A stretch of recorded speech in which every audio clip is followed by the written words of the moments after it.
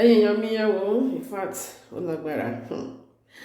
ṣẹ́rí mi tèmi fúnra mi nǹkan tí mo fẹ́ ni pé justice for Mohbad. I don't care whatever you say, anywhere tó bá ṣàti jáde tó jẹ́ pé justice for Mohbad ni wọ́n fẹ́ kẹ́ lọ gbọ́ nǹkan tí àwọn èèyàn sọ lórí Yomi Fabiyi pé kí ló porúkọ ẹ̀ meat pie tí wọ́n ṣe ń gbà yẹn nígbà tí wọ́n lọ sọ́dọ̀ àwọn ọlọ́pàá yẹn ìpè meat pie kan ṣe ìpè kí Yomi Fabiyi wá bọ́ta ìpè bóyá nǹkan ló ṣe ṣàmọ̀ pé gbà yẹn Yomi Fabiyi sọ pé àwọn ọlọ́pàá tó fún àwọn ní meat pie àti drink ṣe é rántí náà wọ́n bára wá ní kí Yomi Fabiyi wá bọ́ta kó wá sọ pé bóyá nǹkan ló ṣe tó kàn parọ́ mọ́ àwọn ọlọ́pàá pa àwọn ọlọ́pàá ló ṣe pé justice for Mohbad tí Yomi Fabiyi ṣe pé ẹ wò in fact ẹ má jẹ́ sọ because ọ̀rọ̀ pọ̀ nínú ẹ jẹ́ ká jọ wà lógbò. má bá fẹ́ o kọ́tọ́ lọ́wọ́ bá fẹ́ lè má bá fẹ́ that's why mo ti gbọ́dọ̀ pé pàtì yìí o ti fẹ́ pé sọ́nà mẹ́rin báyìí. owó tó ń rí wọn ò lè bá bàbá ọlọ́mọ fẹ́ nǹkan tó bá ń fẹ́ owó tó ń rí ò lè jẹ́. nǹkan tí mo sọ náà ní ẹsẹ̀. owó tó ń rí ò lè jẹ́ kó bá fẹ́. yes àbẹ tó bá kú lórí. àwọn ọ̀kan náà dẹ̀ wà máa tó ṣe fídíò fáwọn ọ̀kan bẹ́ẹ̀ sùn sìn torí ó dàbí pé àwọn èèyàn ọmọ òótọ́ ọ̀rọ̀ àwọn èèyàn kan wà lábẹ́lẹ̀ bíbá àwọn wà lábẹ́lẹ̀ nu justice tó ń ṣe bí èèyàn gidi nu justice tó yẹ pé ẹni bìdẹ̀ ni wọ́n but very soon máa tó máa post gbogbo ọ̀rọ̀ tó ń bá mi sọ máa tó máa post ẹ̀ ẹ̀yin wá síta ẹ̀ wá ń ṣorí burúkú ẹ̀yin dẹ̀ máa message mi ẹ̀ máa bá mi sọ WhatsApp ẹ̀ máa ní kìnìkan but I no wan put am for here orí life tiẹ̀ mo wà I no wan put am èèyàn á máa ṣe bí èèyàn gidi lórí ìlà á máa ṣe bí èèyàn gidi ní justice èèyàn burúkú dẹ̀ ni wọ́n but very soon mo kàn ń re wọ́n jọ kí n máa re wọ́n jọ tí bá máa pull out every time máa gbà àṣepọ̀pọ̀ ikọ̀ ọ̀tẹ̀ àṣekọ̀ bá yẹn lọ lábẹ́lẹ̀ kọ́ má wọ́ọ̀rì ìbọn bá mi jọ padà èmi wò wọ́n mo ṣe wò wọ́n kọ́ máa gbádùn lọ gbogbo òwe tó bá mi sọ lórí bàbá tó bá mi sọ lórí Mohbad máa put it out fún ọ. ẹ ká mọ́mí létí ẹ ká rọ̀ mà. Korodu, báwo ni? I'm so happy. Network mi ò ṣiṣẹ́ ni. I'm so happy that you're on this platform. O ṣé brother mi, thank you. O ṣé gan-an. Mi mọ bínú mi ṣe dùn, o ṣé gan-an. And ọmọ Korodu, òótọ́ ni ká gbé dání òótọ́. Ẹ jẹ́ àṣòótọ́. And mo like bó ṣe sọ̀rọ̀ ń sàn because àwọn èèyàn máa tutù funfun síta ìdúdú lọ gbé sínú ẹ jẹ́ àṣòótọ́ mo wà ń bí iṣẹ́ at the moment ni màá tó ṣe tán. ok ma ẹ ṣe ma.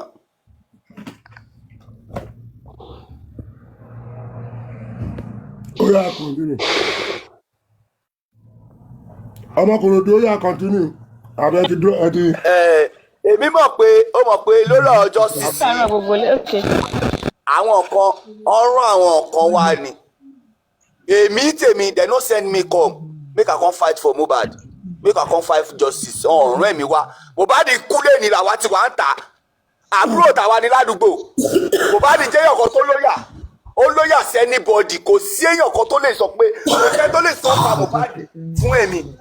kò sí ẹni kan tó lè sọ ìwà Mohbad fún ẹ̀mí Mohbad jẹ́ èèyàn kan tó yẹ pé ò lè gbé kan dúdú lọ síwájú ẹ̀ pé ó yá síngbẹ́rẹ́ yìí ó máa sọ fún ẹ pé I believe my God Mohbad jẹ́ èèyàn kan tó pé ò lè gbé àdó kan wá síwájú ẹ̀ pé di àdó ìmọ̀rùn wàá máa gbọ́ lẹ́nu ẹ̀ pé I believe my God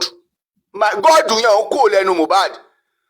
tó bá yẹ pé tó máa ń lo iṣẹ́ bíi ti àwọn tó máa ń síngbẹ́rẹ́ tó máa ń mú odó tó máa ń là mórí ni tó máa ń mú kí tó máa tó ń ṣe ni irú kú tó kù ìgàn ó lè máa kú but he believe in God ìkan tẹ́mi wá ń wò lórí dáàdì ẹ̀ náà nìyẹn pé ó dà pé ìwà dáàdì ẹ̀ náà ló mú because àti tó bá jẹ́ pé àwa ni o bẹ́ẹ̀ mi ṣe jọ́mọ eléégún yìí o bẹ́ẹ̀ mi ṣe jọ́mọ eléégún yìí o tó bá jẹ́ pé àwa ni o ẹ tó pa Mohbad máa ti kú tipẹ́tipẹ́ ogun á ti fàáyà tipẹ́tipẹ́ Ọlọ́run ọba ń gbọ́ náà I believe God náà ni dáàdi ẹ̀ náà I believe God as a pastor mo dẹ̀ rí tàbí kan tó lọ ṣe ń lé wọn náà ní Ondo àbí Àkúrẹ́ dẹ̀ mo rí tàbí yẹn náà tí bàbá bóyá bàbá Naija 70 àbí kí ló porúkọ ara ẹ̀ tóun náà lọ ṣe tó ṣe fún ìyá kan mo rí pé dà pé gbòdílé wọn yẹn Kristẹ̀ ni wọn mo rí pé Kristẹ̀ ni wọn tó bá lọ jẹ́ pé tó yẹn náà mo sọ pé they don see that man finish wọ́n ti rí bàbá yẹn tán pé ilé kò lè rọ́mọ yẹn kò lè rọ́mọ yẹn gbogbo tó ń sọ pé kán kárí ẹ lọ ro gbogbo yẹn tó wù mí sọ pé òun sọ pé kán lọ ro yẹn kán wà irọ́ ni gbogbo yẹn ó ti mọ̀ pé bàbá yẹn ò lè lọ ṣe kọ̀ọ̀kan kọ̀ fi yẹn kọ̀ mọ́mọ́ kí yẹn kí kọ́rọ̀ yẹn lè dùn ni. Wùmí yẹn ọmọ yẹn desperate gan ọmọ yẹn no ọmọ yẹn desperate olùmọ̀ yìí sọ pé ọ̀tọ̀ làwọn èèyàn tí ó ń jà fún Mohbad ọ̀tọ̀ làwọn èèyàn tọkọ̀ wá pé kọ́kọ̀ wá máa àti Yorùbá film lórí ọ̀rọ̀ Mohbad gbogbo ìkó tọ́dọ̀ ń ṣe lórí ọ̀rọ̀ Mohbad ń sì Yorùbá film lọ́dọ̀ art Yorùbá film ṣé èní ni Gani Adams sì wà ní tó yẹ pé ìsìn ni wọ́n ṣẹ̀ṣẹ̀ lọ fi owó Mohbad ṣẹ̀ṣẹ̀ lọ mọ Gani Adams ṣé èní ni commissioner police ti wà ní tó wáyé pé owó Mohbad lọ́wọ́ ṣẹ̀ṣẹ̀ lọ fi mọ commissioner police ọ̀rọ̀ Mohbad ṣẹ̀ṣẹ̀ lọ fi ń blow by tí bàbá Ìjẹ̀ṣà ń gbà yẹn náà tàti ò pé bàbá yẹn ò ní lọ sẹ́wọ̀n kò ní lọ sẹ́wọ̀n pẹ̀lú gbogbo ariwo tọ́pá náà gbà yẹn náà bàbá yẹn náà máa padà lọ sẹ́wọ̀n kẹ́ lè mọ̀ pé kò sọ̀rọ̀ kọ̀ọ̀kan gbogbo àwọn yẹn kàn cash out lọ ni that's why I say I support the war wey first talk that time tó ní àwọn kan ló tẹ normal as in èmi kò mọ̀ pé kíní náà máa tó fojú ó máa fara hàn very soon èmi kò mọ̀ pé justice yìí a máa rí tabadẹ máa rí kó máa ya àwọn the way ta ṣe máa rí justice Ọlọ́run I swear with my God I swear with anything ajé justice yìí taba máa rí ó máa ya àwọn èèyàn lẹ́nu pé iṣẹ́ ìwé báwo lọ́ ṣe rí kíní wéè tó bá máa rí Ọlọ́run náà kọ́ sí ń fi pé káàkiri tẹ̀ máa wò ẹ jẹ́ ká máa ṣe wòye àwọn kan náà dẹ̀ tù wá náà tọ́jọ́ pé wọ́n tù àwọn kan ní àṣírí yìí lọ́wọ́ ọkàn tí fẹ́ bọ́ síta ni ọlá pé kò tí ì sí pé bóyá everybody wà together òótọ́ ọ wà àwọn náà mọ àwọn tó ní àṣírí yìí lọ́wọ́ ọ̀hún tí fẹ́ kọ́ ọ̀hún ṣì fẹ́ máa àwọn fẹ́ máa cash out lọ́n ti wọn ni ọ̀hún dẹ̀ mọ̀ pé àwọn kan wà lórí ọ̀rọ̀ Mohbad yìí àwọn kan ti ní hypertension lórí ọ̀rọ̀ Mohbad yìí àwọn kan ti nẹ́jẹ̀ ríru lórí ọ̀rọ̀ Mohbad àwọn olómi ò lè sùn ọ̀ lè sùn ara pé kọ́ ti rí justice fún ọmọ yẹn lọ́wọ́ after lórí ọ̀rọ̀ Mohbad àwọn ẹlòmíì tí owó tó ti ná lórí ọ̀rọ̀ yìí ọmọ bàbá Mohbad rí ọmọ ìyá Mohbad rí o ọmọ Mohbad rí o but ọkọ̀ gbọ́ orin ẹ̀ ọkọ̀ láìkí ẹ̀ owó tó ti ná ó máa kọ́ ilé 4 tó ti understand but gbogbo ìtọ́kọ̀ ń ṣe lórí ọmọ ìtọ́kọ̀ àti pátákọ́sì ìdílé kọ̀ọ̀kan èmi ò understand ní pé ṣe lókọ̀ ọ̀dà àpọ́kọ̀ fẹ́ máa fún èèyàn níṣẹ́ nígbà tí ẹgbẹ́ ìkan kúrò ní wo ọba rọ I go clear everything for my own platform jọ ó ti yẹ ẹwọ ìyá mi I dey with you mo kàn rí pé níbo láì tó ń ṣe láàárọ̀ mo kàn rí pé o ṣe everybody ṣe ẹ̀ ń sọ̀rọ̀ bàbá fẹ́ sọ̀rọ̀ you free to talk tó bá ti ń jẹ́ bàbá lẹ fẹ́ bú you free to talk you free. ọba rọ kò sẹ́ni ọba rọ mi àlọ́ fi kọ́ sí bàbá ọba rọ jẹ́ kí n sọ kíní kan fún ẹ ọba rọ jẹ́ kí n sọ kíní kan fún ẹ. alẹ́ free láti sọ̀rọ̀ anything you want to talk am èmi mo ní péjì mi. ọ̀kan tí èèwọ̀ ọkọ̀ mọ̀ ni pé ọ̀rọ̀ Mohbad ó dùn wá ju ara wa lọ ẹni tó bá mọ àti bẹ̀rẹ̀ bí a ṣe bẹ̀rẹ̀ ọ̀rọ̀ yìí o bébí ṣe bẹ̀rẹ̀ ọ̀rọ̀ yìí o nígbà tí Mohbad kú gbà yẹn tó bá mọ̀ mí dáadáa wọ́n máa mọ̀ pé ọ̀rọ̀ Mohbad yẹn gan ó dùn mí ju ó kọ̀ ẹ́ pé kò lè dùn mí tó bàbá ọlọ́mọ mo fẹ́ sọ pé ó dùn mí gan ju bàbá Mohbad gan lọ but mi gbọ́dọ̀ sọ bẹ́ẹ̀ because ẹ̀tọ́ ọmọ ẹ kú òun gangan ló máa dùn jù but ó kàn mí lára débi pé mo ò lè wẹ̀ ìgboro ò dá anybody ò lè bá mi sọ anything lórí pé ìyàwó lé mi tí fẹ́ gan bá mi sọ̀rọ̀ wèrè gan mo lé dànù kó ṣí ẹ̀ dànù fọ̀rọ̀ Mohbad lẹ̀ báwo azin ó dàbí pé ṣe Mohbad gbé mi ẹnujọ́ mẹ́ta yìí ṣẹ̀ṣẹ̀ ni ó dàbí pé mò ń sùn mo dẹ̀ ń bá àwọn èèyàn sọ̀rọ̀ pé kájọ máa jókòó sọ̀rọ̀ tẹ́lẹ̀ mi ò lè báyọ̀ sọ̀rọ̀ ó lè sọ̀rọ̀ Mohbad wájú mi kò kò sọ nọ́sẹ̀sì mo fẹ́ fọ́gò lórí ìyá ẹ̀ mo fẹ́ ṣe nǹkan tó dáa fún ẹsẹ̀ ó máa kọ mí sódì ni bọ́tì ọ ní ọmọ kìnnì kan gbọ́dọ̀ máa nífẹ̀ẹ́ pọ̀wé iwájú àwọn èèyàn bí àgbàlagbà pọ̀ ó ti yẹ bọ́tì mo ti wá rí gbọ́dọ̀ àgbọ̀n ti fẹ́ fi kínní máa ti drama tẹ̀ ti fẹ́ pọ̀ gan lórí ẹ̀ drama tẹ̀ ti fẹ́ pọ̀ àwọn kọ̀ọ̀kan mo dẹ̀ rí àwọn kọ̀ọ̀kan lọ́dọ̀ bọ̀dà Latino but mi ò fẹ́ máa drag anybody mi fẹ́ máa drag anything mọ́ mo rọrọ kan náà tí ṣẹlẹ̀ náà tún sọ fídíò rẹ̀ mo rí live kan tí ṣẹlẹ̀ náà tún ṣe náà but mo fẹ́ drag èèyàn mọ́ I don't want to drag èèyàn wọ́n sọ pé má drag èèyàn mọ́ wọ́n sọ pé má drag ó dà pé má drag èèyàn ló jẹ́ káwọn kan hate mi because mo rí pé àwọn èèyàn kan ti hate mi sí but èmi ò bú bàbá o if you see me where I talk àbá bàbá nǹkan tèmi sọ ni pé bàbá ó yẹ kó take it as in èèyàn tí nǹkan bá ti dà pé ó ti fẹ́ òkú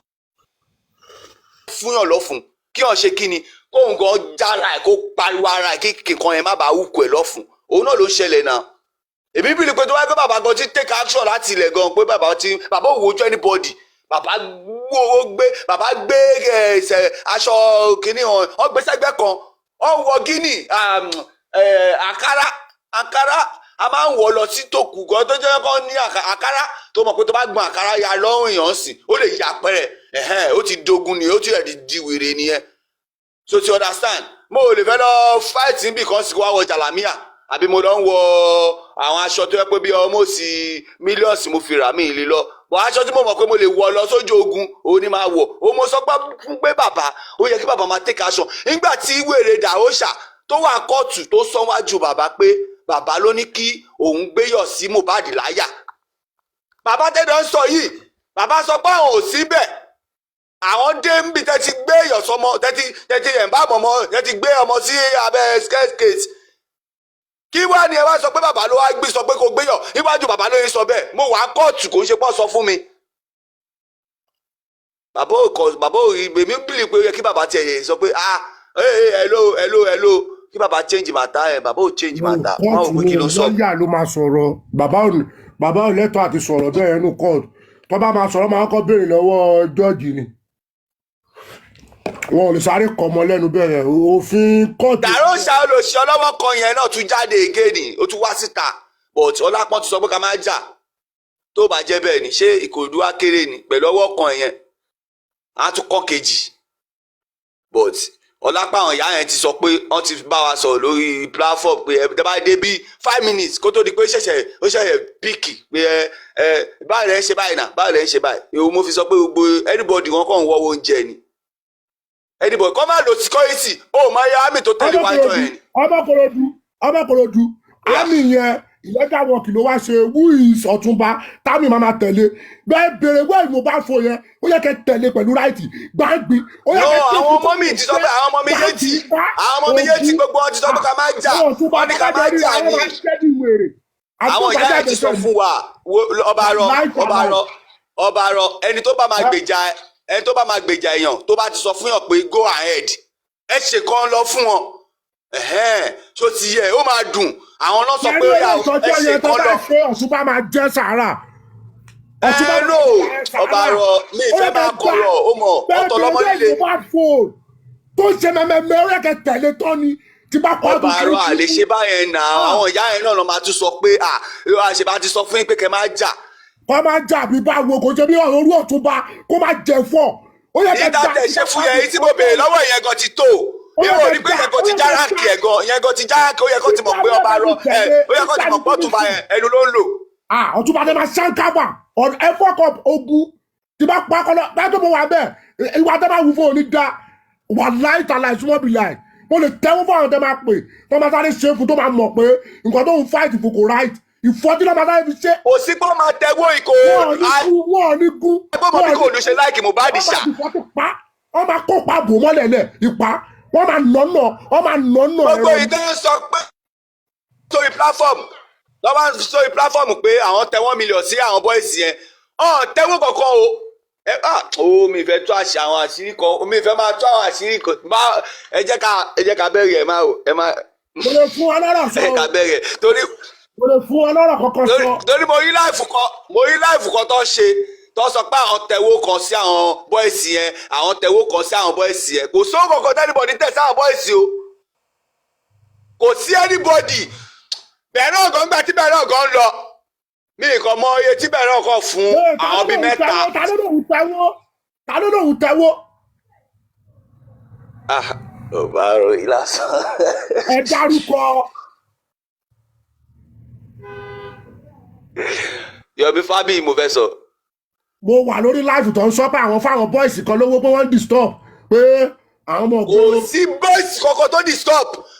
kí Yomi Fabiyi kan tó dé làwọn ti ṣàrímẹ́ǹtì sílẹ̀ pé wá àfẹ́ gbọ́ ẹ wá ẹ̀yin ọmọ kéjì tó kù lọ́wọ́ wa èmi Pekis àti woman yìí náà ó ní woman kan náà yẹn náà ó dà pọ́n dé láti Amẹ́ríkà ń gbà yà bí bóyá láti Chicago àbí mi mọ bí tí woman yẹn bọ̀ wọ́n ṣe àwọn náà dé náà ni àti woman yẹn àti Yèyé Kúdí. ó dà pé Yèyé Kúdí tó sanra báyìí. ó dà pé Yèyé Kúdí ló wálé ńgbà yẹn náà. ó dà bèbè ọ̀pùpà.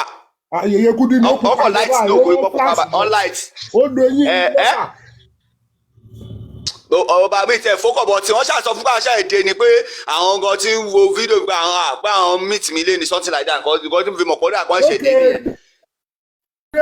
Mọ̀mí Détálá. àti the stopping àti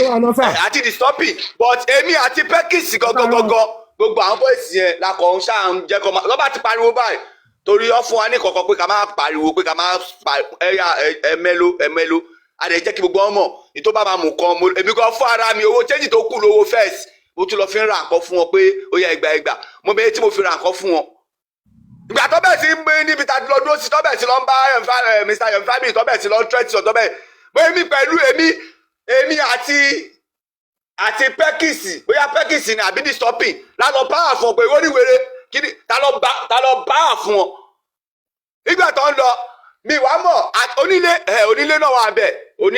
onílé ló lè já òun ló lè já irọ́ tí mò ń sọ yìí o onílé náà wà bẹ́ẹ̀ mi kò wá mọ̀ eye bọ̀tì ìgbà tí àwọn bọ́ọ̀sì máa mú onímọ̀ ọ̀rẹ́rìn dé bó ti mọ̀ pé owó yẹn. àti onílé àtàwọn Mr. Yomi gbogbo wọn owó lọ́jọ́ ń wá ọba arọ ló sọ bẹ́ẹ̀ ẹ má parọ́ mẹ́rin tó bá sọ̀rọ̀ èmi mo sọ bẹ́ẹ̀ o onílé àwọn Mr. Yomi they are looking for money they are all the same feather ìkànṣó ni wọ́n owó ni gbogbo wọn rànjú mọ́ ibi tó máa ti rówó ni gbogbo wọn rànjú mọ́. ọmọ ìsọfún ẹpọ ọba rọ this matter make it just dey look them ó mọ ìyá àsìkò ọ̀rọ̀ títò. what I don dey do since the day someone just come wan dey spoil am kí ni mò ń wò. àwọn ọ̀tọ̀ tó ẹ̀ mọ̀ ẹ́ sọ pé ọ̀tọ̀ oríṣiríṣi wa ọ̀tọ̀ láti máa ṣe jọ wá sọ̀rọ̀ justice for Mohbad oníkálukú ṣe wá sọ̀rọ̀ justice for Mohbad ọ̀tọ̀ fún mi. ẹ farabalẹ̀ ẹ ń sọmọ kékeré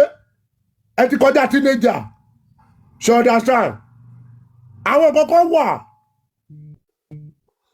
ẹ máa kọ ó ṣe ti gbọ́ àwọn kankan wà ẹ máa kọ ṣe understand mi òun ni nǹkan tó wà nílẹ̀ yìí ẹ wò gbà tí mo bá dìtì kú ẹ wò gbà tí mo ti ń pariwo tí mò ń gbó bí ajá náà láì gbogbo ògbà èèyàn kan máa wá já wá from nowhere wà wá ní o fẹ́ wá da justice rú màá máa nítorí pé o jẹ́ bá mọ̀ pé Yomi ó ń da justice rú ni bìlífù nǹkan tí mo sọ pé ó ń da justice rú rẹ̀ nǹkan tó ní kó má ṣe ló ń ṣe ó dẹ̀ mọ̀ pé tóun bá ń ṣe nǹkan ẹ̀ wàhálà ò ní dókun ó dẹ̀ mọ̀ pé nǹkan ẹ̀ náà lòun fi ń rí viewers ó dẹ̀ mọ̀ pé bí nǹkan ẹ̀ náà lòun náà fi ń rówó so kò lè stop so tá a bá mú yẹ̀pẹ̀ tá a bù sójú ẹ̀ òun ló fọwọ́ ara ẹ̀ wá ó dẹ̀ ti kó sí ìbá pa akọlọ mu mi ó ti kó sí ó ti wọ wàhálà so tá a bá lẹ́yìn tó ń ṣe nǹkan tí ò da ẹ̀yin ẹ̀rọ ìgbà táyìn náà ti bẹ̀rẹ̀ ẹ wo gbogbo wàhálà yín ẹ jẹ́ kẹ́ni yẹn mọ̀ pé nǹkan tó ń ṣe kò da ẹ má bẹ̀rù pé kinní kan ẹ yọ ti bàbá sẹ́gbẹ́ anybody tó bá ṣe wèrè ẹ jẹ́ kó mọ̀ nǹkan tẹ bá rí normal tẹ mọ̀ pé nǹkan yóò lè ó affect justice àbí àwọn èèyàn bí ń gbáyàn àbí nǹkan tí ò da ẹ sọ kò yẹ dandan kẹ bú wọn wọ́n ń ṣe nǹkan báyìí wọ́n ń ṣe nǹkan báyìí ẹ sọ síta kí lẹ bá wọn bò fún kí lẹ bá wọn bò fún Mr. Yomi ẹ mọ̀ pé mo ṣe sùúrù ni mo dúró mo rí pé ẹni yìí kò nǹkan táwọn pípù yìí ṣe fún ṣe ló ń pli ẹ̀ òun mo ṣe fi aṣọ pé òkè ó yá ara yín ò yá ajé Lagos APC police wọ́n ń ṣe ní Nigeria police ṣé ń gbọ́ APC police ni wọ́n ń ṣe Nigeria police wọ́n tọ́ Mr. Yomi ni wọ́n tì wọ́n ni àìsú ẹ̀ gbogbo iṣẹ́ ọlọ́pàá ni Mr. Yomi ń ṣe gbogbo iṣẹ́ àwọn ọlọ́pàá òun ni Mr. Yomi ń ṣe ajé ń gbọ́ iṣẹ́ tó jẹ́ kọ́lọ́pàá máa ṣe òun ni Mr. Yomi ń ṣe ẹgbàá kan tí mo sọ fún yín APC police wọ́n ń ṣe Nigeria police APC police ẹni 3 second video ẹ send ẹ sí Karimo make it make sense tó bá jẹ́ fún fídíò náà bẹ́ẹ̀ máa send ẹ̀ tó máa bá gbogbo iṣẹ́ ọwọ́ wa jẹ́ kọ́ nìyẹn torí kí ló ń send ẹ̀ sí Karimo torí kí ni torí owó ibù kó jẹ́ Karimo gan ló gbé owó lẹ̀ ẹ̀tọ́ Yomi ò fún tí bá pa kọ́ lọ́ mú mi tó bá jẹ́ òru mi kí Karimo gbówó fún mi pé ó yá gbà ẹ fi gba fídíò yẹn tí bá gbà máa jẹjú ẹ̀ ni wo bí mo ti gbà ó dẹ̀ rí li o ó dẹ̀ rí li o mo ti gbà o àmọ́ owó ẹ̀ o máa gbà tóun tó bá rí pé òun béèrè bá ká nọ́mbà pé sẹ́dà ká nọ́mbà ẹ̀ kò gbowó ẹ̀ sẹ́dà òun bọ́ bá wò pé fídíò yìí ó dà pé ó rí li tó tọ́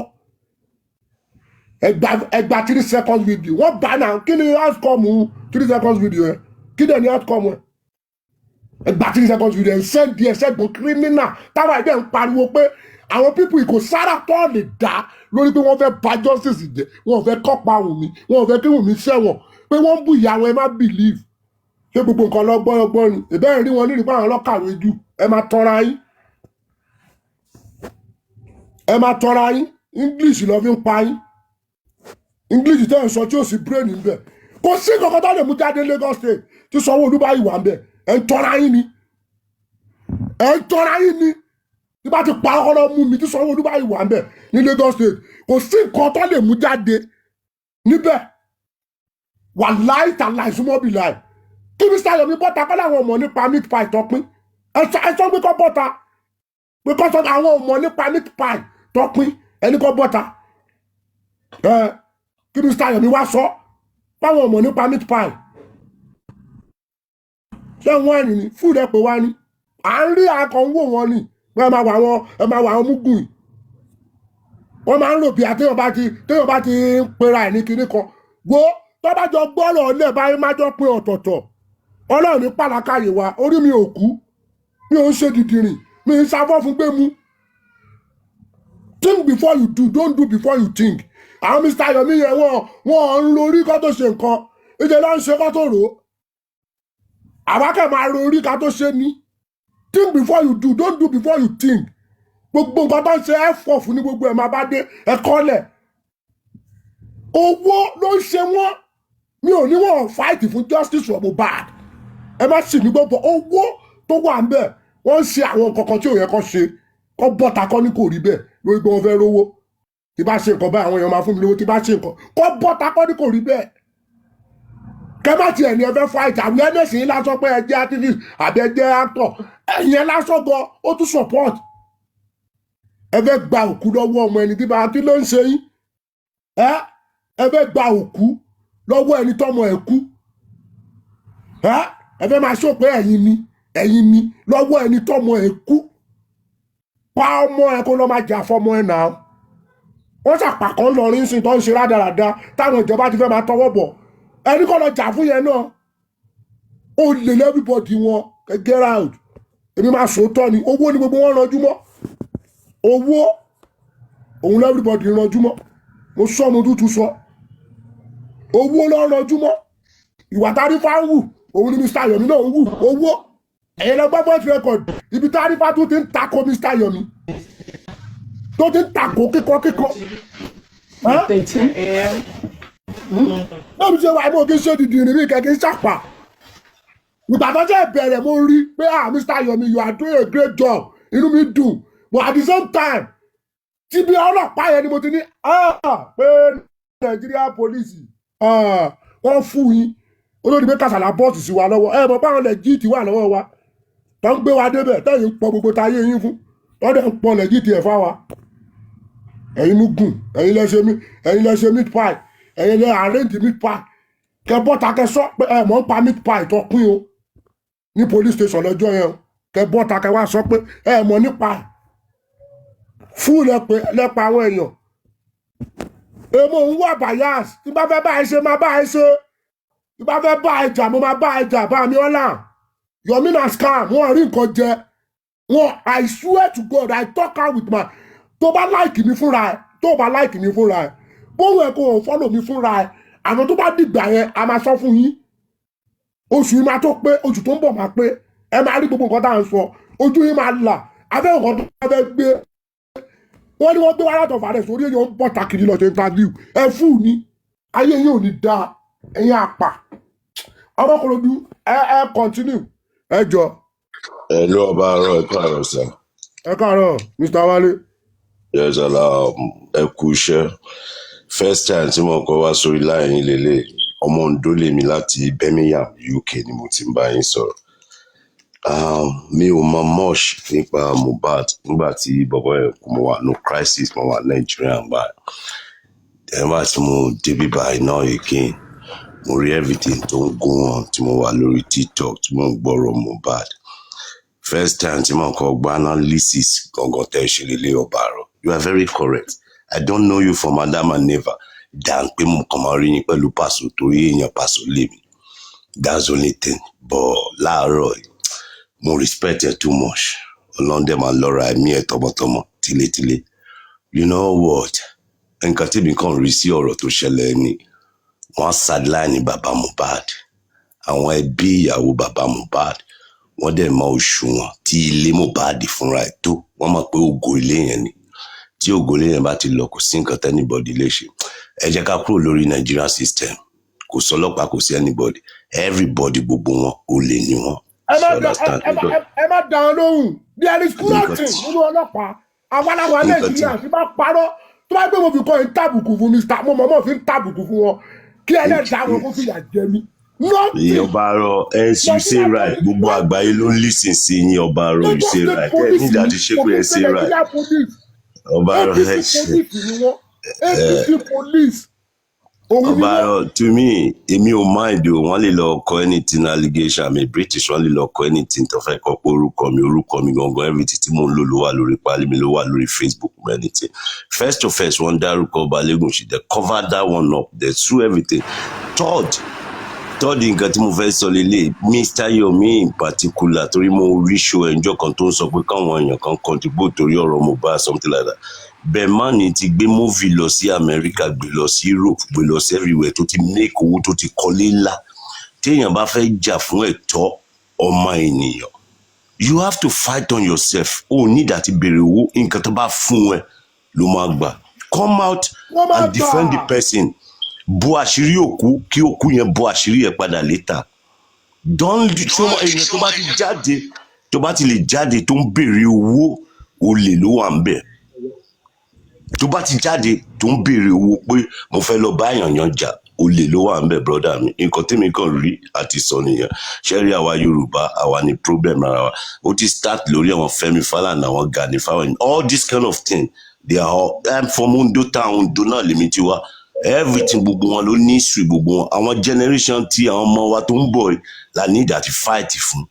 àwọn generation ọmọ wa tó ń bọ̀ next la need àti fight fún this is rubbish this is wrong very very wrong Nigeria system ti collapse níjọba lọ́lọ́pàá ní system anything ajá ò lè kú nílùú òyìnbó yìí kán má mọ nǹkan tó pa ajá yẹn kò lè pẹ́ 1 week wọ́n gbọ́dọ̀ mọ nǹkan tó pa ajá yẹn talk less of ogo it's a shame mo sọrí ọba àrọ ọlọ́mọ lọ́ra ẹ̀mí yín ẹ ṣé gan tẹ fún mi ní time àti sọ̀rọ̀ ẹ ṣé sọ. ọba àrọ ẹ ṣé jàre mami ọba àrọ kan gbé. hello ṣé mo lè sọ̀rọ̀. hello ma. ẹ káàárọ̀ God bless you fún gbogbo nǹkan tẹ̀ ń ṣe ní orí justice for Mohbad. ṣẹ́rí ẹni tó bá ṣe rere lórí kọ́ọ̀sì wàá rí ẹ̀san rere ẹ gbà. And everything we are doing here, we are not doing it to bring back Mohbad. We are only doing it to correct some wrong thing. àwọn ọmọ Gen Z wọ̀nyẹn tán ti ní nínú wípé tí gẹ̀ yìí bá ṣe lọ tó escape àwọn náà lè ṣe but tí gẹ̀ yìí tó or whosoever tó bá pa ọmọdé yìí tí wọ́n bá fi iná wọn tán fi jófin wọ́n á mọ̀ pé no lágbájá báyìí báyìí ṣe nǹkan báyìí báyìí ló ṣẹlẹ̀ sí and that is the reason tí gbogbo wa ta fi because the future everybody ṣẹ́ra àwọn tó wà ní diaspora kì í ṣe pé wọn ò rí nǹkan fowó wọn ṣe kì í ṣe pé wọn ò lè fi owó wọn sí charity níbi tí wọ́n wà in abroad kì í ṣe wípé wọn ò rí àwọn family wọn tí ebi ń pa tí wọ́n fi ń support cause they are supporting this cause because wọ́n mọ̀ pé a day is coming I will have to come down to my fatherland màá wá sí ìlú bàbá mi àwọn ọmọ mi á wálé táwọn ọmọ mi bá ọmọ tó fi ọ̀nà ìlànà Ọlọ́run kọ́ ọmọ tó kọ́ dáadáa tó ṣiṣẹ́ gidi tí tó bá gbéyàwó burúkú tó fẹ́ yàwó burúkú ńkọ́ tàbí tó fẹ́ ọkọ burúkú. So that is the reason tí àwọn tó ń fi then àwọn kan wà tó ṣe wípé wọn kò rẹ́yàn jẹ because you are something you believe you can just silence anybody anyhow because you have power with you. God bless you, ma. That's oppression. God bless you. Because you are ọlọ́pàá because you are something whatever tó bá jẹ́ o ní right láti pa anybody bó ń gbé mọ́tò ẹ lọ ní UK ń bí tó pa any animal wàá dúró ń bẹ̀ yẹn o wàá dúró 100%. 100 animal whereas you will see human being killing themselves láì ní remote àwọn kan wá jókòó wọ́n wá sọ wípé they want to turn that thing to igba owó to be making money to be siphoning people. Wo bàbá yẹn èmi ò mọ Mohbad rí kó tó kú I've been saying it bóyá mo gbọ́ orin yẹn lẹ́ẹ̀kan mo ti dájú náà mọ́tò that was orin yẹn nìkan níbi èmi ò mọ̀ gan pòun ló kọ́ but nǹkan tó fi mí tó mú mi wọnú justice yìí seeing that man tí wọ́n ń pariwo mọ́ pé ó lọ sin ọmọ ẹ̀ láàyè whereas irọ́ ni personally èmi ò believe mo ní kò sí bàbá tá lọ sin ọmọ ẹ̀ tá lọ sin láàyè and that thing mo bẹ̀rẹ̀ sí ní wọnú ẹ̀ mo bẹ̀rẹ̀ sí ní ṣe investigation tèmi ni mo wá rí pé ẹ̀yin ayé even the Karimo that brought out the narrative Karimo fún ara ẹ̀ tó wá sọ pé irọ́ lòun pa lójú gbogbo ayé still ẹ̀dẹ̀ tí believe bàbá ẹ̀ ẹ̀ ṣì ń kó ti bàbá ẹ̀ ṣì ń bú bàbá ẹ̀ ṣì ń bàṣẹ ẹ̀ kí ni bàbá yẹn ṣe Yomi bá máa ṣe tí ò bá ti fi bàbá ẹ bá ti rí tẹ bá ti fẹ́ ṣe content tẹ bá ti bú bàbá yẹn ẹ ti believe pé èrò lè wá sórí kíní yín ẹ̀yin náà most of you are single fathers most of you níyàwó nulẹ̀ tó ṣe wípé nǹkan táwọn ìyàwó yín àwọn family yín nǹkan tó ń fojú yín rí is worse than nǹkan tí màá yẹn fojú rí ẹ tún wá gbẹnu yín síta ẹ gbé ìdí yín síta ẹ wá làdí sí orí platform they will continue to bash the man ṣé màá yẹn ó jalè yín this man mi ti ríyàn tó wà ever truthful mi ti rí. nǹkan tó ṣẹlẹ̀ sí máa yẹn máa ṣẹlẹ̀ sí wọn náà àǹtí mi nǹkan tó ṣẹlẹ̀ sí wọn. ó máa ṣẹlẹ̀ sí wọn mi ti rí ẹni tó wà truthful bíi ti máa yìí rí mi ò tí rí wọn rí face to face but you will see kí ilẹ̀ wá fi ń bú bàbá ẹ̀ definitely gbogbo ẹ̀yin tẹ̀ ń bú bàbá ẹ̀ ida ẹ̀ ń wá royalty Mohbad torí gbogbo àwọn NGO sọnù àwọn NGO orí bú àwọn NGO olè torí royalty tó mọ̀ pé okay o bàbá ẹ kọ́kọ́ lọ bá ẹ mọ̀ pé kò kàwé ẹni kó máa sáyìn 70-30 what is your aim kí ni aim ẹ torí kó máa fi sáyìn 70 kí bàbá ìyẹn tó fẹ́ ṣoore fún yẹn ló ń béèrè 70-30 yẹn mọ́ mẹ́ta wọ́n Yorùbá wọn ò ní ṣoríire Ògún ló máa pa wọn Ògún wọn ò ní ṣoríire 70-30 ló máa pa gbogbo wọn. ìwọ ẹni tó lọ mẹ́ àkó 25 ìwọ àkó 70 lọ́yà tó bá yín ṣiṣẹ́ ayé o. So what do you stand for? The same manner náà ni Yomi bá wọlé anybody tó bá ti lóun gbé NGO ìsọnù wọlé NGO you work táwọn tó bá wù mí ẹni yìí ṣiṣẹ́ ẹ kì í fowó sínú kólóbó NGO it's not to be gacking people on their neck pé kí wọ́n máa fowó sínú kinní anywhere tó bá ti rí pé wọ́n ti ń ṣàánú bàbá yẹn you will go there wàá lọ bà bàbá yẹn jẹ́ wọ́n sọ pé family ò wá justice ọmọ tiẹ̀ ló kú tó fi ń wá justice fún àbí ó lè dùn ẹ́ come and tell me that person gbogbo àwọn agan tá a sọ pé ikú Mohbad dùn wá ta ló lè dùn tó bí ti bàbá ẹ̀ bàbá tó bímọ ẹ̀ tí ò ní rọ́mọ yẹn mọ́ forever and ever even the woman tó fẹ́ ìyàwó get tó lọ́jọ́ fẹ́ra wọn girlfriend there she will get married to another person 100% ma everybody máa lọ lé ẹ̀ bàbá yẹn nìkan ló máa kù. tó bá ṣòun ló bímọ ọwọ́ ọgá ẹ̀ yẹn ọmọ yẹn ó sì ń rí ìyá ẹ̀ as supporting system. ta lẹ fẹ́ kí bàbá yẹn gbójú sókè kó máa wò. tí wọn bá ti rí justice fún ọmọ yẹn it will forever be pain nínú ayé bàbá yẹn. ó máa dùn títí ẹ̀dùn ọkàn burúkú ló máa jẹ́ fún tí wọn bá ti rí justice bọ̀ mo gbàdúrà pé justice yẹn a máa rí. you have to have a change of mind. Anybody ìwọ tó bá ti mọ̀ pé justice yìí ló ń wá sápá ti tiẹ̀ in your own little way. má bú bàbá yìí nìkan láti ìbẹ̀rẹ̀ ló ti sọ wípé nǹkan méjì péré ni mo fẹ́ mọ ìdí nǹkan tó pa ọmọ mi. mo dẹ̀ fẹ́ mọ̀ pé ṣé ọmọ mi ló bí ọmọ tí wọ́n ń gbé kiri yìí tó ń gbé kọ́rùn kiri nylon bag baby yìí ṣé ọmọ mi ni. Daddy, why can't you give it to the man? ṣé wọ́n ní ìdá tí máa dáwó káàkiri tá a bá ní system tó dáa ni? Why can't you give to the man? Yes. What he asked for? Why can't you give it to him? Those are the two things tí bàbá yìí. ayé wọn ò ní já ogun ló máa pa wọ́n sẹ́ ogun ò kì í gbà bọ̀dé ayé wọn ò ní já. kò béèrè anything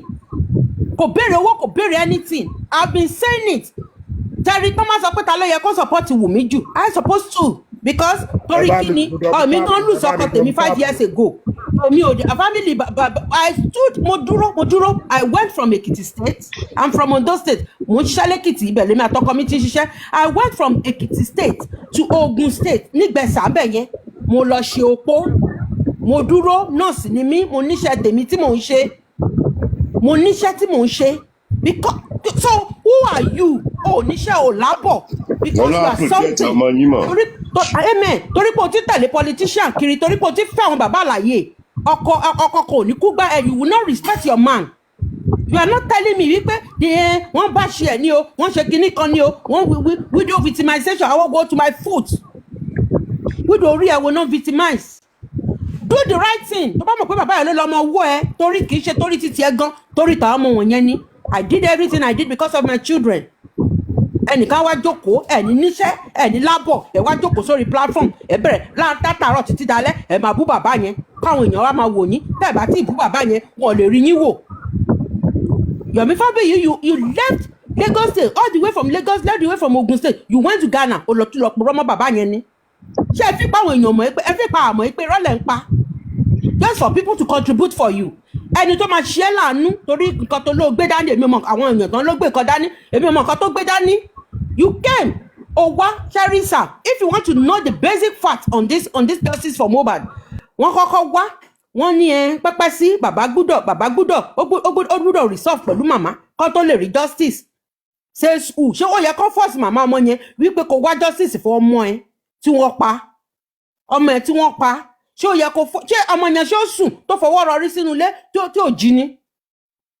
ṣé kò yẹ kó sọ pé tó bá sọ pé ta ló yẹ kó kọ́kọ́ ṣíwájú ìwọ gangan obìnrin ni mo mọ̀ tán sọ pé ọmọ máa ń dùn láti bí èmi kí bàbá ti sùn kó ti jí ni ó ti fúnyàn kan lóyún nìyẹn but ìyá ló ń bí ẹ pains tó fi ń bí ọmọ kí lọmọdé gangan kí ni nǹkan kan ṣe kí ló ṣe kí ni ẹ̀ṣẹ̀ tí Mohbad ṣẹ̀ tí ẹ fi lè sọ wípé òkè ọmọ sùn mo jí mo fẹ́ wá justice fọmọdé yìí ìwọ ìyá yẹn kan náà ni wàá jí tí wàá sọ pé ọmọ yẹn kì í ṣe ọmọ Mohbad tó bá dọ̀la kinní kan tó ń ṣe bí akíndánidání dìdìrìn because nítorí pé àbúrò ẹ wà involved you want to trade your children because of your brother you want to trade your children torí pé àbúrò ẹ ó wà involved nínú mátà ẹ Ọlọ́run máa dájọ́ fún gbogbo yín Ọlọ́run ọba tá à ń sìn yín ó máa dájọ́ fún gbogbo yín kò sẹ́ni tí ò ti bá ṣe bàbá yẹn pé bàbá o ẹ lọ ró òkú ọmọdé bàbá sọ wípé òun ò mọ̀nà yẹn ìlànà Ọlọ́run nìkan lọ Ọlọ́run tó dẹ̀ mọ̀ yẹn ó máa dúró ti bàbá yẹn ó máa fi rí ìdájọ́ òdodo fọ́mọ yẹn ẹ ṣe tán ẹ gbé bàbá ó dàbújá bàbá ṣe 10 sum ó ṣe kinní kan bàbá ní personal life ẹ láti live kò sí kan tó kàn mí báwo kí bàbá ṣe 15-20 sum pẹ̀lú anybody that is his life ṣùgbọ́n ó sì dúró lé nǹkan tó dúró lé pé nǹkan tó pọ̀ mọ́ mi ni mò ń wá. Part of therapy bàbá nìyẹn ò bá ṣe 300 sum part of therapy nìyẹn bóyá nǹkan tó múnú ẹ̀ gbẹ̀gbẹ̀ tó yẹ kó yà wèrè. ayé yín á da. ikú tó pọ̀ mọ́ ẹ̀ ló ń wá kẹ̀dẹ̀ fún ní ẹbẹ̀ nǹkan tó béèrè fún yẹn because ọmọ yẹn citizen Nàìjíríà ni bàbá ẹ̀ citizen Nàìjíríà ni ẹ fún ní nǹkan tó fẹ́ ó ló ń fẹ́ nǹkan tó pọ̀ mọ́ òun ó ní bó bá ṣe ìyá òun bó bá ìyá òun ìyá tó bí òun ló wà involve nínú mátà ẹ kó gbogbo wọn so what are you waiting for. ẹ̀ẹ̀ta ẹ lọ gbé Kàrímọ́ jáde, Kàrímọ́ tó kọ́kọ́ bá ṣe bàbá ẹ̀, Kàrímọ́ bẹ̀rẹ̀ sí sunkún egbére, ó bẹ̀rẹ̀ sí sunkún, ó mú gbogbo platform, ó divide it into two. We were telling them nígbà pé irọ́ ni Kàrímọ́ ń pa, irọ́ ni Kàrímọ́, gbogbo ẹni tó bá ti sọ̀rọ̀ Kàrímọ́ ń gbà yẹn èèyàn burúkú ni. Ẹjọ́ bó lẹ fojú sílẹ̀ ní ìbáyìí. Kàrímọ́ lọ, ìgbà Kàrímọ́ ó wọ omi, ẹgbẹ́ Yomi jáde, Yomi dé, ó lò ní CCTV. Tẹ bá rí bọ́n ṣe drag ọmọ yẹn, tẹ bá rí bọ́n ṣe ná, òun ti rí, òun ti ṣe, kí ló ṣe é tó fún bàbá ọmọ yẹn ní fídíò, ọ̀ kò fún legal team bàbá ọmọ yẹn ní fídíò, ọ̀ kò gbé lọ́wọ́ NGO lọ́ọ̀yà tiẹ̀ gan. Kẹ̀dẹ̀ kíkèsí bẹ̀rẹ̀, o ti sọ fún wa pé orí CCTV. Wọ́n dẹ̀ ní okay bàbá ọmọ yẹn give, ó tún fún ẹ ní trust kìíní sí, ó yẹ máa ṣe nǹkan tó ń ṣe. What else? Wọ́n sọ pé yẹn gbogbo owó tán dá sínú kíní GoFundMe yẹn ìwọ ló yẹ kó kó fún, everything all about its money. Wọ́n fowó ṣe ẹ́ ní ìkébè, wọ́n fowó ṣe ẹ́ ní. Ṣé wọ́n fowó ṣe ẹ́ ní? Be listening to me. Èèyàn tó ṣílé 100 million nìyẹn ò kò lè ta 1 week ní owó tó gbà ní ti bàbá Ìjẹ̀ṣà ló lọ fi kọ́lé, kò lówó kankan. Tọ́lá kọ́lé wọ́n gbé fíìmù lọ́bì kan, wọ́n gbé gbogbo ẹ̀ lọ́bì kan, ṣèbí dáàdi wọn Kọ́lá Olóòtú náà àgbà fọwọ́ náà ló bá wọn owó tó gbà lọ́wọ́ bàbá yẹn ni, owó tó gbà lọ́wọ́ bàbá yẹn, lọ́wọ́ ti Ìjẹ̀ṣà òun ló lọ fi kọ́lé. Báṣìírí ẹ̀ ti ń tú. Ìwọ ikọ̀ náà ló ní oní 3 seconds video. Mo fẹ́ béèrè question ẹ má bínú. Táwọn èèyàn bá ti béèrè lọ́wọ́ ẹ, oníkan lọ sùn kan lọ jí, wàá gbé CCTV síta. Tó bá ti béèrè lọ́wọ́, o tún ní kan lọ bọ orò. O ní ò ní trust nínú àwọn ọlọ́pàá òṣìṣẹ́ Lagos State government. They are not looking for justice for this boy. Ẹ jẹ́ ká lọ bọ odù, ẹ jẹ́ ká lọ bọ orò. Kan dáwó fún ẹ, kan tún lọ fi bọ odù. Mọ́mí Bọ̀túnbọ́lá. Yes ma. Ẹ wo mo já sí platform kan ní àárọ̀ yìí. Ìkan náà panelist ń sọ pé kò yẹ kí bàbá wa béèrè owó fún justice, kò yẹ kí àwọn èèyàn dáwó sórí GoFundMe. Property Mohbad royalty tí bàbá bá ń lé royalty lásán ẹni sùúrù royalty wọ́n sọ pé wá property. àdí mo screen record ẹ̀. ẹ̀mẹ̀ báwọn kan ò ní knowledge about this thing. ẹ máa gbọ́ o pé property royalty Mohbad lásán tó wà lọ́wọ́ Naira Marley tó bá lọ sẹ́ni bank ní Nàìjíríà tọ́mọ̀ pé Mohbad ní property ó ní enough money wọ́n á yá wọn lówó láti fi ṣe justice kí bàbá lọ yá. kí bàbá lọ yáwó ẹ máa rọ́ lọ́hùn bí Wùmí ṣe ń fi bàbá yẹn jìyà bọ́lọ́run ṣe máa fi gbogbo wọn jìyà everyone tó mọ̀ tí wọ́n fìyà jẹ bàbá yẹn lọ́lọ́run á fìyà jẹ. Ṣé ọkùnrin wáyé ìyá ni? Ṣé ọkùnrin wáyé asán ni? ẹ máa ń dọ́bù táàpù ẹ̀jọ̀ tó tọ́ lọ. Ṣé ọkùnrin ló wáyé láti wá ṣiṣẹ́? Torí ká ní pé Wùmí ló kú sínú ilé, mo mọ̀ pé Mohbad. Viper, you need to wait. Please, you need to wait. Some people are here before you. Ká ní pé Wùmí ló kú, Mohbad wọ́n ti gbàgbé ẹ̀ náà ti ju àbí wọ́n ti hàǹgì ẹ̀. Wọ́n ti hàǹgì ẹ̀ ni. Wọ́n ti hàǹgì ẹ̀. So to me, ẹ ti wá from every form, gbogbo form yẹn lẹ ti gbé wá tí ò dẹ̀ jẹ́ lọ. Bàbá ti lé ní ká bàbá ni níṣe là ń padà. Ẹ padà lẹ́yìn bàbá ẹ̀. Ẹ jẹ́ àwọn little people tó dúró tì í tó sọ wípé afẹ́bẹ̀ wá justice yẹn, leave him with them. Ẹ padà sílé yín.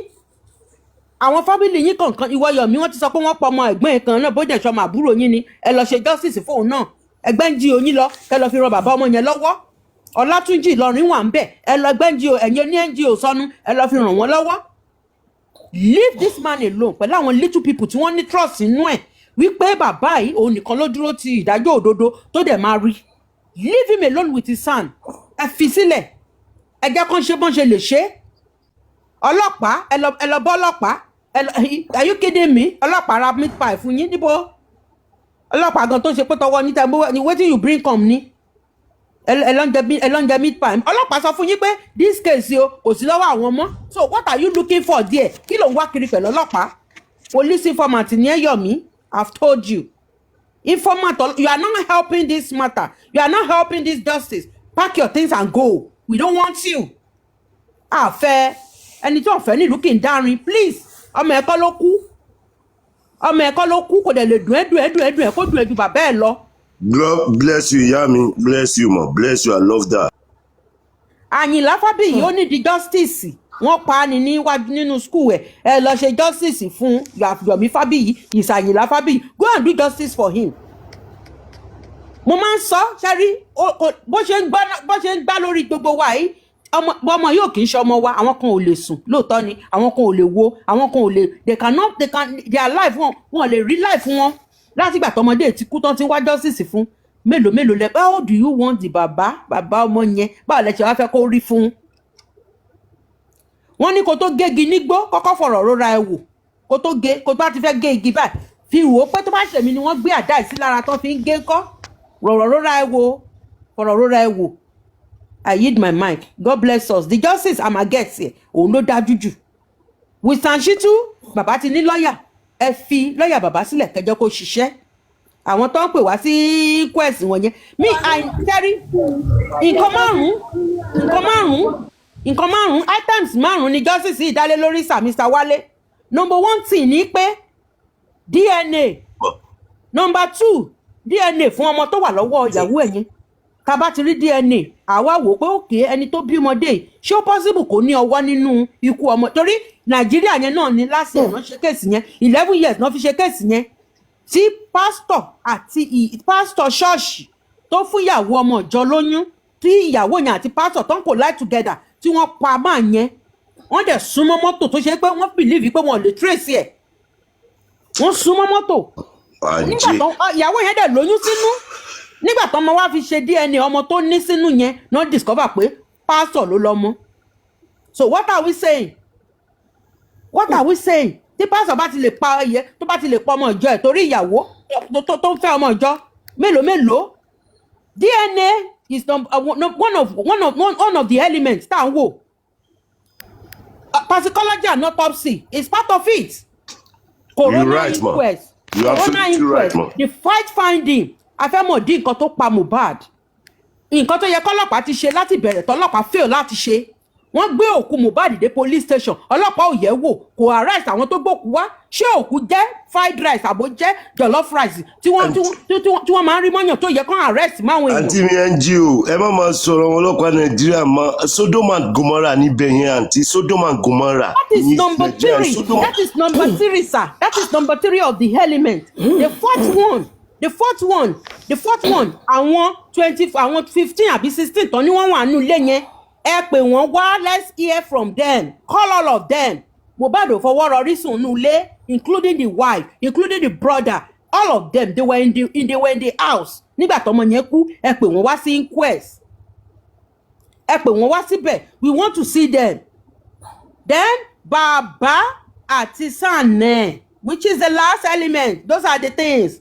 Àwọn òpó tó dijọ́ sí ẹjọ́ ìwo ni Yomi support nínú kan tí mo kà sílẹ̀ yìí àfi kó support ọlọ́pàá àfi kó support Lagos state government tá ẹ̀ bá ti rí you cannot pick one kó sọ pé yọkọ ló fẹ́ support nínú kan márùn-ún tí mo kà sílẹ̀ yẹn tó o bá ti support gbogbo ẹ̀ irọ́ ló ń pa ọ̀rọ̀ fún ẹ ebi lémi dé ni ẹ inú justice náà la wà táwọn kan ti gbé lọ́ọ̀yà sọnù dìde tó sọ pé ó fẹ́ máa jà fún royalty Mohbad. God bless us. Tá bá ṣe dáadáa, ọ̀run àríwá bá dẹ̀ ṣe dáadáa, ọ̀run wò wá. Definitely, what goes around definitely gonna come back around, ma.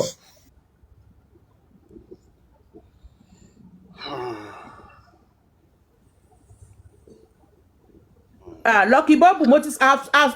sọ̀rọ̀ nípa inquest, mo ti ní inquest náà wà ń bẹ̀. Inquest, there are 5. Tó bá ti support kọ̀ọ̀kan bẹ̀, irọ́ ló ń pa. Ẹyẹ pa àwọn ọmọ ológo wa mọ́ ní kò sọmọ gan tán bí tí ológo kò sọmọ tán bí tí ọmọ tí wèrè bí gan ọmọ ológo ni ẹyẹ pa àwọn ọmọ wa mọ́ ẹ jẹ́ ká àwọn youth wa let them breed ẹ jẹ́ kó breed ní lórí ilẹ̀ bàbá wọn wọ́n á lọ sí abroad wọ́n á kógun tì wọ́n wọ́n wà nílé bàbá wọn wọ́n kógun tì wọ́n ẹ jẹ́ ká mú wọn ẹ jẹ́ kó mí. Thank you, God bless us everybody. tó bá tẹ̀ jẹ́ pé àwọn ọlọ́pàá yìí wọ́n fẹ́ ṣiṣẹ́ bí iṣẹ́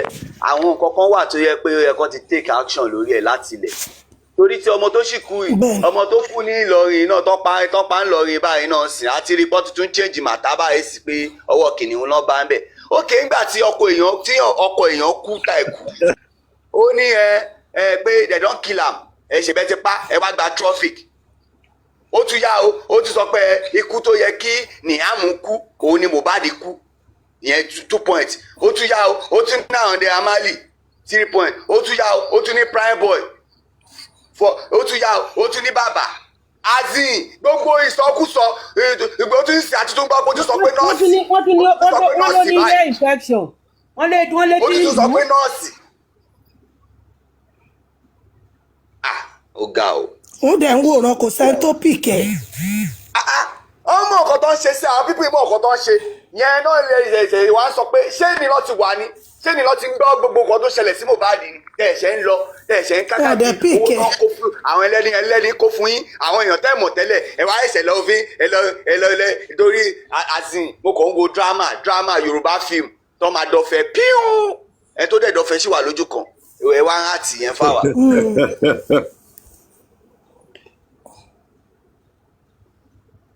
Hello, ẹ káàárọ̀ wọn gbogbo lé. ẹ káàárọ̀ ma. Yes sir. Ṣé